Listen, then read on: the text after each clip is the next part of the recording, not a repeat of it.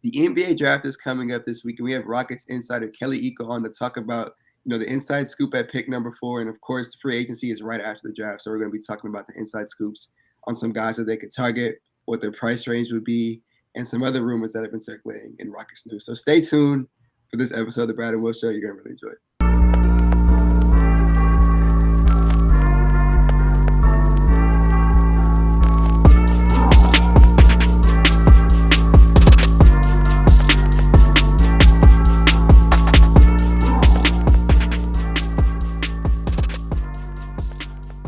All right, and welcome back to the episode of the Bradeaux and Will Show. I'm your host, as always, Will. You can find me on Instagram and Twitter at BiasHouston. Over there, we've been doing a bunch of, the draft content, free agency content, just covering the Rockets, talking about, summer plans with this team. So if you're interested in stuff like that, hit in over there. I'll quickly shout out the Bradeaux and Will page on Instagram and Twitter. I think we even have a TikTok page now. So if you want to, tap in with us over there, we really appreciate all the support you guys have been showing us on that front. And I'll pass it off to Brad. Yeah, on the Bradeaux and Will front, make sure to like, subscribe, all that good stuff before y'all, continue with the episode. And of course, y'all know where to find me: Bradeaux NBA, Instagram, Twitter. I got y'all covered. Stats, highlights, all that fun stuff, news, updates. Like I said, I got y'all. But we want to dive into this episode because we got Kelly Iko on the show. Third time having him on, so we want to appreciate you again. Sure. Always a great, insightful episode when you pull up. So, yeah, man. If people don't know it, then they should let them know where they can find you and what they should tap into. Subscribe to The Athletic for sure.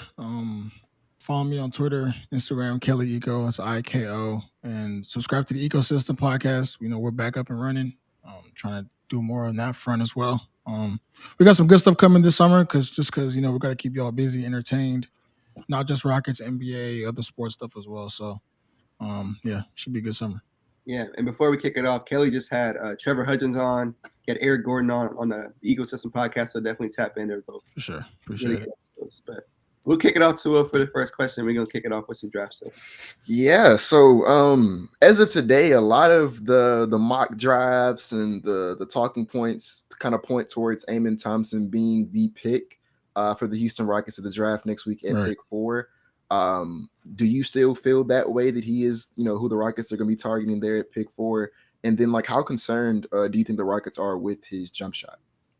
So at 4, obviously, there's no correlation between, who they select and potential, additions in trades or free agency. They're just looking at best player available. So when it comes to finalizing their draft board, I think they're still in the process of doing that because the draft is still a week away. But the name you keep hearing is Amen Thompson. And when you look at, his profile, 6'7", defensive playmaker, he has all the tools, has all the upside. And you look at the guys the Rockets have drafted in the past, Jalen Green, Jabari Smith Jr., those are players that scream upside. And if, they hit, then you're looking at potential cornerstones of a franchise. So there's good reason why Amen Thompson is the name you keep hearing. Now, obviously, they still like Cam Whitmore. They still will do their diligence with, his brother Asar and then other guys. But a week out to the draft, the two names I'm paying attention to are Amen Thompson and Cam Whitmore. Yeah, and then we're going to parlay right into a Cam Whitmore question. So that's perfect. We have people saying, and we've heard you say, the Rockets are going BPA, but we've had some people say, hey, maybe Harden coming back may influence them to go a Cam Whitmore route. So you think there's real smoke with Cam Whitmore at 4, and you really think it's BPA? They actually like him more than Amen Thompson? I mean, I think the Rockets learned their lesson last year of, the draft is so unpredictable because for a while everyone thought Jabari was going number 1, and that kind of influenced other things down the board. So I think at this time around, they're trying to play it safe in terms of you have your prospects you like. You probably have 2 or 3 guys at the top of your board, Amen Thompson, Cam Whitmore, that you like more out of the rest of the pack. And over the next 7 days, you guys are going to internally debate who is actually the best player available. Now, for people that say Cam because of James, I don't think that's smart because in this business, there isn't anything like a done deal. So you can't say we're going to draft Cam because he's going to fit at this position because player X is coming, right? You have to – a 22-win team should not be thinking about fit when it comes to the draft. Just get the best guy available, trust your development, and let the rest speak for itself. So if it ends up being Amen, if it ends up being Cam, it's because those guys within that Rockets front office have determined that this player is above this player. So at this moment, the name you hear most, as I've said, is Amen Thompson for a lot of reasons, but Cam is also a very interesting prospect as well because, he's athletic, explosive. He can score at 3 levels. The problem with him is that he has certain holes in his game in terms of slowing down, understanding the game, trying to rush things and process things. Whereas you see with Amen, playmaking, he can make all those reads. He's going to want to put pressure on defenses going downhill. The jump shot is a concern for sure, but it's not like we're talking about, a top 10 shooting team, top 15. This is the Houston Rockets we're talking about. And they need talented guys on the roster, period. So Sure. if you were to take a step back and look at the team in a vacuum and say, in a 3-year rebuild, we added Jalen Green, Jabari Smith Jr., and Amen Thompson, I think you'd be pretty pleased with yourself going forward. I agree. And you kind of touched on something that just kind of came to my mind here. You talked about like nothing kind of being set in stone. And then like, how last year, how everybody thought Paolo was going to be the pick at 3 until like 2 before the draft. Yeah. I think we kind of saw, not necessarily to the same effect, but something kind of similar to that happening where at the lottery, everybody was saying Brandon Miller was going to be the pick at 2 for Charlotte. And, Scoot was going to fall to 3. And I mean, that could still very much happen. But, today you look at like the Vegas odds and kind of the reports that come out, it's like, Scoot's like very much in play for 2, like might even be the favorite now to go to Charlotte at 2. So in that scenario, right, where Scoot does go 2, do you still think that Amen Thompson will be there at 4? Because I don't know. I could see a world where he might go 3, and then you have to pick between like a Brandon Miller or like you said a Cam Whitmore at 4. Or what do you think is going to happen in that scenario? So you're saying if Scoot was to go at 2, if Scoot was to go at 2, are you still very confident that Brandon Miller's then the next pick at 3, or do you think like the draft kind of? I think so. I think just because when you look at around the league, those 2 guys have impressed Portland and Charlotte. Now, granted, we still don't know what the Blazers are going to do at 3 because if you want to build around Dame, that's one thing, but at the same time, he has been on all those draft workouts and he's seen all those players up close. So at this point, nobody knows only Portland knows what they're going to do. And you really won't know until you're on the clock for sure, because these things they come so quickly that no one knows. But if Scoot is gone at 2, I think Miller would be going at 3. I don't think Amen would go over Brandon Miller at this point. I think, Brandon, even though one could argue that they're in a pretty similar tier of prospects, I still think that after Victor, those two are the names you hear most frequently about going 2 and 3. Scoot and Brandon Miller. Got you. And so I guess that kind of segues into the question we have about Scoot Henderson is, and this might be something more that Rockets Twitter wants more than anything, but do you know if there's any like smoke to the Rockets potentially trading up to draft Scoot Henderson at 2? And if so, like, do you kind of know what that package would look like? So I do know, in terms of, conversations at this point this week, any conversation between any team has just been, very basic, very general, very, conversation, just rudimentary conversation. I know they've spoken with Portland and Charlotte, but those teams haven't indicated as to what precisely they're looking for in terms of a return. So it's kind of hard to gauge what you would offer if you don't know what the team is looking for. Now, if you look at, NBA history, for example, 2018, when Dallas moved up from 5 to 3, they offered the Hawks, obviously, pick number 5, but they also offered up a future first. So could that be some kind of barometer for jumping 2 spots in the draft? But also remember that class was, Ayton, Jaren Jackson, Luka. Like, it was a very different perceived class than this one. So it really comes down to if the Rockets deem, mortgaging assets as a worthy venture, to going to get those 2 guys. Do I think that's a smart thing to do? Personally, no. But, I understand why people are super excited about Scoot and why people are so ecstatic about this guy to the point where you want to give up 3 first-round picks or give up, a first and a future, whatever. But no, I think at this point, those talks have only been, very basic level. Yeah. We're going to talk about our last draft question right here. Of course, the Rockets don't just have the 4th pick. They also have pick number 20. Last time you were on the show, Kelly, we talked about the Rockets and pick 20, and you said that they should probably trade it. Are you still under that assumption that they should trade that pick? And are there any guys they could have in mind at pick 20? Off the top of my head, I'd love a guy like Derek Lively, but I don't know if he'll fall that far. Yeah, I don't think Lively will fall on the 20. But the problem with the second first-round pick is that you're potentially bringing a guy into a scenario where there's already a logjam up and down the roster. You're going to add more players in free agency.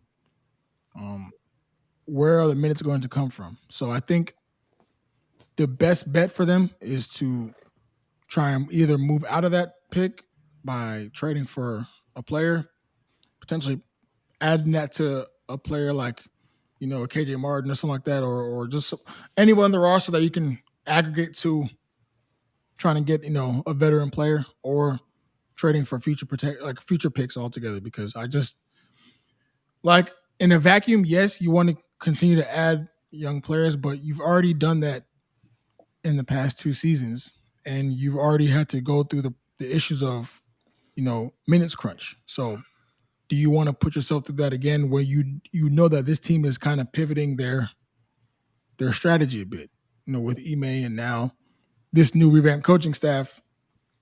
Things are going to be a bit different this season. When in Ime plays, he leans towards a certain kind of guy, in terms of he wants those experienced veteran guys that have been there before that he can lean on, to help these young guys. So I think their biggest objective is getting guys that can help the young guys, not trying to stack on 2 or 3 more players in the draft. So that's where I stand on that. I hear you. And really quickly, because we're done with the draft stuff now, so we're going to kick it to the free agency. Again, as Rockets fans know, the Rockets got $60 million in cap that they're projected to have. That's the most in the NBA. Obviously, have all those trade assets. And so when you look at a guy like James Harden, Kelly, we had to talk about James Harden. Yeah. If they give him the max, they're looking at, 15.5 million to around 17.2 million from what I saw. Yeah. So it looks like, from conversations I've seen, from The Athletic and other news sources, that the Rockets might not want to give him that max deal. Yeah. Do you think, and we talked about, James Harden is a guy who's probably looking for that max, and if he doesn't get it, do you think he could even come to Houston? And what would an offer like that look like? Well, what's the lowest you think Harden would even take to try and come back to Houston? The lowest I think he would take. I understand why he wants the max, but if you look at, it's crazy how we live in a day and age now where you can almost negotiate through media in terms of, like, I saw some reports out of Philly that said Philly's not going to be, hell bent on. It's not Harden or bust over there either. So if it's not Harden or bust over here, it's not Harden or bust over there. I don't think any team is trying to give you the max at 34, like, given your history with injuries and how, even though you have shown that you can still produce big moments in the playoffs, are you comfortable giving him $50 million? I don't think so. Are the Rockets? I definitely don't think so. So I think for them, if you could get something in the range of, 32 to 35, I could see that. But if you're pushing 40, you're asking a lot, because they still want to add. They still have to add, a wing. They still have to add a big man. You know what I'm saying? So there's still work to be done on this roster. So you can't just, as much as you love James, if you're Houston, you can't be too narrow-minded, and you can't put all your eggs in that basket. You have to think what's best for the entirety of this roster. And this roster needs an upheaval, but it shouldn't come at the cost of dedicating 95% of your salary cap or 80% of your salary cap to one guy. I don't think that's the smartest. Unless you're talking about a bona fide first-team All-NBA guy. I don't think it's worth that conversation. Yeah. So, I mean, if they're able to facilitate down from the max to around 30-ish million, that ties in with the Rockets trying to bring in 3 to 4 For vets. sure, for We've sure. kind of been talking about, names that have been mentioned. Of course, it looks like they're heavy favorites to get a guy like Dillon Brooks. So far, it looks like they're really interested in Brook Lopez, and we'll ask about that question next. But as Right. for like a Dillon Brooks type player, it looks like that might be happening. A lot of Rockets fans don't like it. I've recently come around to the idea. Just a really elite defensive player. We'll just have to see how he fits in on offense. But how much do you think the Rockets would be looking to pay a guy like Dillon Brooks? And do you think they would sway towards a shorter term contract for him? Yeah. So with Dillon, if I'm a betting man, I would say that he probably gets a raise from. I think he made 12 million this year. Uh-huh. I'll look it up for you. I think he could conceivably make 17, 18 on this market. I think so. I think he's an all NBA defender. Yeah, he made about 12 million this year. Yeah. He's an all NBA defender. Offensively, he struggled this season, especially in the playoffs when his game was kind of exposed. But I think that whole situation in Memphis was toxic, more than what we even know. And I just think that he could benefit from a change of scenery. And I know the Rockets don't have a point guard yet, but if they were to get someone like James or whoever, I think his catch and shoot numbers aren't. I think they're pretty league average, but They're 35.6% on catch and shoot. you can work with that. If you don't have to rely on him to create for himself all the time, because you still have a Jalen Green, you still have Jabari Smith, you still got to add someone else, to that mix. So, I know Rockets fans saw the playoffs and the Lakers and LeBron stuff, and Yeah. Dillon didn't do himself any favors, but don't get it twisted. He's going to get paid this summer. Don't get it twisted. So It's more than I thought. But yeah. Go ahead, Will. Speaking of guys getting paid, Udoka talked about at his press conference he wanted to bring in a big man to come into the team this year. So, how do you feel about the names that we've heard, or the Brook Lopez's, the Myles Turners, the Clint Capellas? I think we've even heard Kristaps Porzingis was a name that was floated out there. Right. How do you see the Rockets kind of approaching that? And then are those guys they plan to play alongside of Sengun, or are we trying to replace Sengun? How does he kind of fit into this equation? So one of the names that I mentioned earlier, Clint Capella, the reason why I mentioned that is because if you are thinking along the lines of James returning, one of the reasons why James was frustrated in Philly, that he expressed privately, is that he didn't have a lob threat. When you look at his time in Houston, why was he so successful? Of course, because of his all NBA talent and his, all-star running mate Chris Paul. But he also had the vertical spacing of Clint Capella that was able to put pressure on defenses, which was able to, allow guys to space effectively. And that's why a guy like Clint Capella makes sense to Houston, and that's why they still like Clint very much within that organization. Now, other guys like Porzingis and Myles Turner, or whatever you want to, Brook Lopez, Brook is certainly the favorite out of all those names for good reason, because of his two-way ability. But, you can't put all your eggs in that basket as well, like with any player. Like if Milwaukee is hell-bent on re-signing him, you have to have backup options, because Ime's having a very big say in terms of the players that he's going to coach and play in his system, and him and the front office are working hand in hand, throughout this process. The draft probably not as much as free agency and trades, but specifically that part of the offseason, he's very involved. So, he wants a certain kind of big man. He wants different kinds of big men. So if you have Sengun in place, you can still get a guy like Clint or whoever you want on the market, and let Ime work out how he wants to work it out. But I don't think they're saying player X we bring in is going to be the starter. That's Ime's job at the end of the day. Okay, so and do you think there's even like a scenario? Because I know that some people point to how the Celtics ran Al Horford and Robert Williams, to the double big lineup over there. Do you think that's something that we're going to try to do over here with Udoka, or is it we're going to have Sengun and for example, Clint Capella, like that's the center rotation and, starter, backup, whoever, comes out over there, or is it like a play together kind of situation? I don't think we would see that. Maybe at times in games, but I don't think to start because you still have, Jabari, you still have other guys in that roster. So I don't think I would be surprised if they did like Sengun with another big because, Sengun's still not an effective floor spacer yet. So I don't think you could do that with like it would make the roster. It would have to be a guy like a Brook Lopez or like a supreme floor space to make that work. I'm not saying it's impossible, but I'm saying, I don't think that it's likely, in my opinion. Makes sense. Now, Kel, we got to talk about these rumors that have been coming out about Zion Williamson. We had our guy Robert Arlo. Yeah. Shout out to him, really good on draft content. I'll give him a follow on Twitter. But Sure. he had reported, Zion Yeah. Williamson could have some interest in Houston potentially. Yeah. What have you heard on that front, or what do you think about that? I mean, he is Zion is a guy that Houston likes for sure, but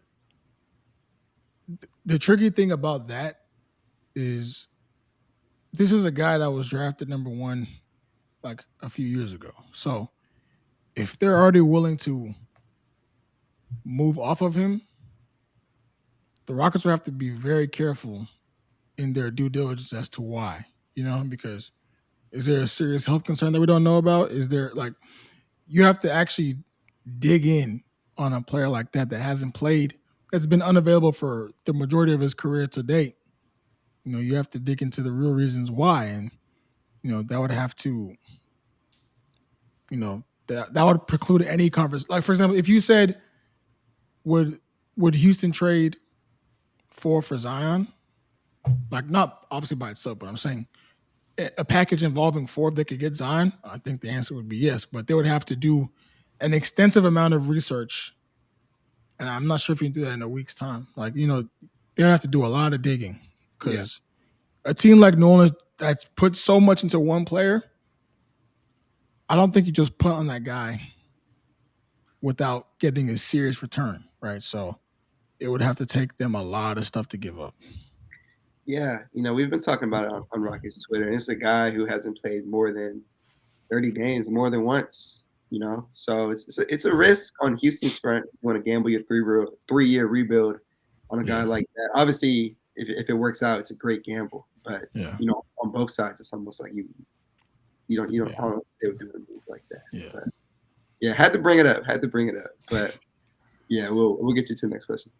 Yeah. So the next question we got is, we've been seeing that I think almost all of the players for the most part or at least not, I don't know all, but I know a good chunk of the players are kind of in Houston right now working out. And so do you know if there's any, early standouts as far as, guys who were, maybe doing themselves some extra favors with Udoka, in the rotation next year or, any kind of, I guess, information on that? You mean like the current guys on the roster? Yeah. I heard one name I've heard a lot that looks really good is Josh. I heard that Josh looks really good. I heard obviously you saw Jabari, it looks a little bigger. I heard Jalen got bigger. He put about, I think he's pushing 195 now. So and he came in at 178, right? Yeah, something like that. Like he's like 195, close to 195. I heard he looks really good too as well. But those two stand out in terms of the, like if they're playing one-on-one, whatever, scrimmaging, whatever.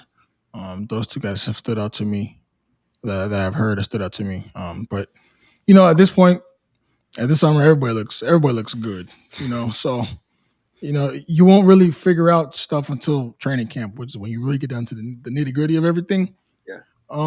But these guys know that shit is going to change really quickly. Like once these veterans come in, 3-4 guys that want to win and are not going to put up with nonsense, people are going to have to shift their mentalities pretty quickly. So I would expect a very fierce training camp and competition for minutes and stuff like that because this is Ime's bringing change, and he's already brought it from day one, but even more so once the games actually come around the corner. Yeah. And so this kind of start coming down the stretch here. I think you kind of alley-ooped the last question we had, at least last question I had, as far as there's gonna be some guys who are going to have to either take a reduced role or probably, find a different team to play on next year because we're gonna be bringing in all these vets and there's gonna be a rookie coming in. So who do you think are the players that are safe as far as like in some form or fashion they will have a spot on this team next year? Safe. I would. Wow, that's a good question. How am I gonna put this? In terms of like rotation minutes, or in terms of like roster, like safety, like front office type, like rotation. I don't know who. I don't know who rotation wise. I'm not gonna lie to you. I guess as far as like the organization is, so the probably organization not going to trade this guy. Okay, so those guys, Jabari, Jalen, Alp, and Tari, and then to a lesser extent, Scoot. But those four names for sure are safe, 100%. 100%. I don't say 100%, but they're not trying to. They're definitely not trying to trade those guys. Like they aren't trying to trade a lot of guys in their roster, but they're definitely not trying to trade those four. Okay. I saw something today that said, and I don't know if this one you can speak on, but I saw something today that said, I think it was like a Dream Shake article that said that the Rockets are like secretly trying to move KPJ or something like that.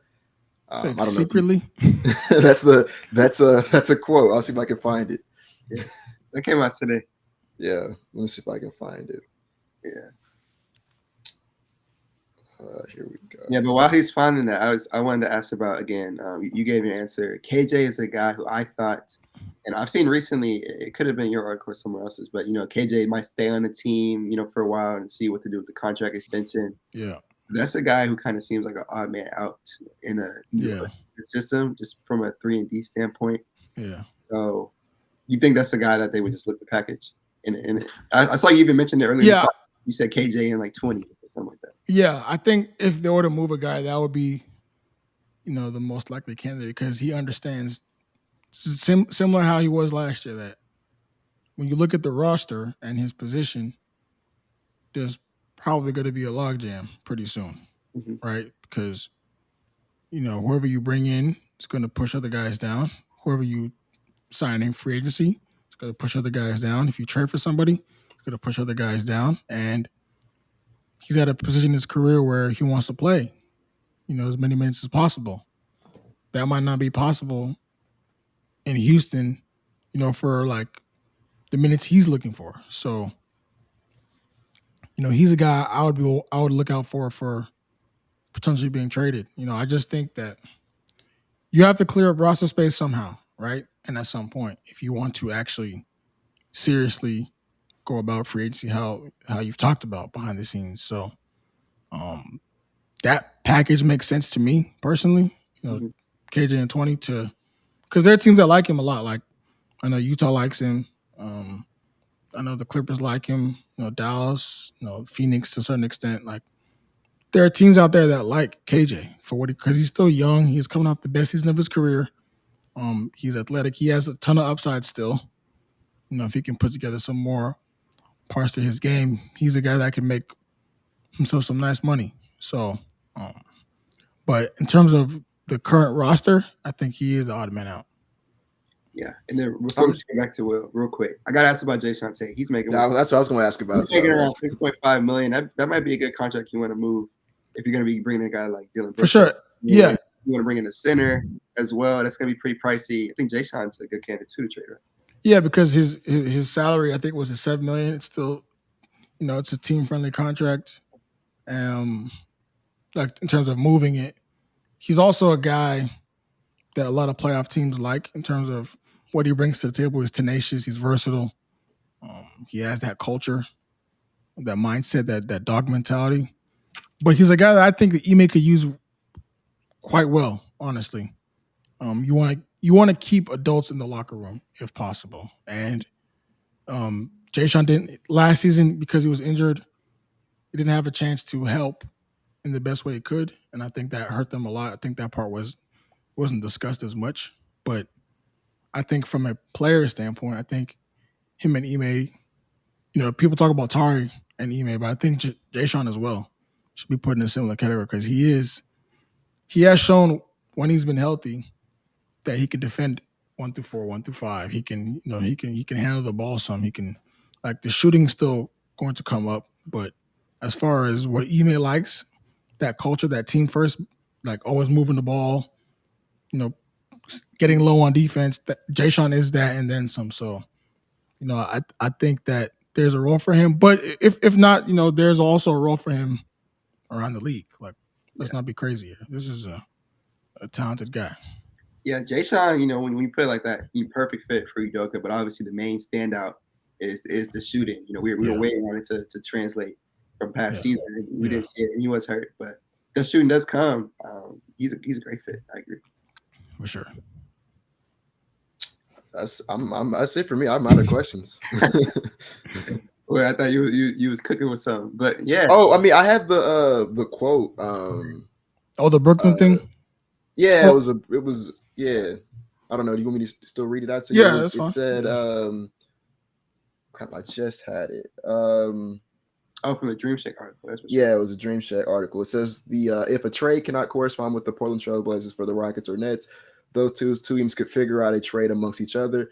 The Rockets secretly want to trade Kevin Porter Jr. And then it said for the Rockets to do the unthinkable and get to Bridges, a third team might need to be involved. So the standout there was just the Rockets secretly, want to move Kevin Porter Jr. And I don't know if that was something that you had kind of heard of or this is also news to you.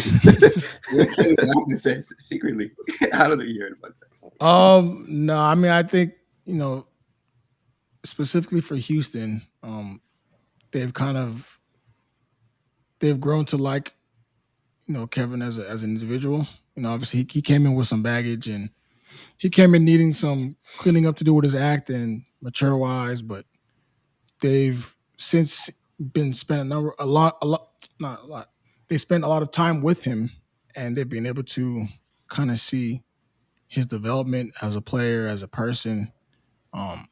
Even though I wouldn't put him in that core of guys like I mentioned, the Taris, the Jabaris, Jalen of the world, Sengun, I think he's right in that next tier of guys who has more value to Houston than any other team, obviously. Like, I think Houston values him more than any other team would for obvious reasons, because of off the court stuff. But I don't think that because of that and other thing, I don't think they're trying to actively, move him. I think there's a role for him, especially off the ball.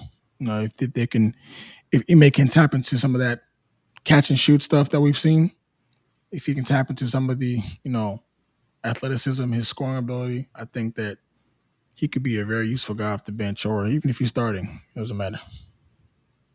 Nice. Okay. Well, yeah, like we said, that's all we have for today, Kelly. We again got to thank you for coming onto the show. Looking forward to the draft. We're gonna see what happens. But again, for those still listening, Kelly, go ahead and plug your stuff one more time. So subscribe to The Athletic. We got a bunch of draft content coming this week. Stay tuned to the ecosystem. Got some special guests coming. Follow me on Twitter, Kelly Iko. That's IKO. Instagram. Holla at me. I'm always listening. And y'all that be talking shit about me, I be seeing it. I see it. I don't be caring because I love all y'all, but I be seeing it. But I love all y'all the same, man.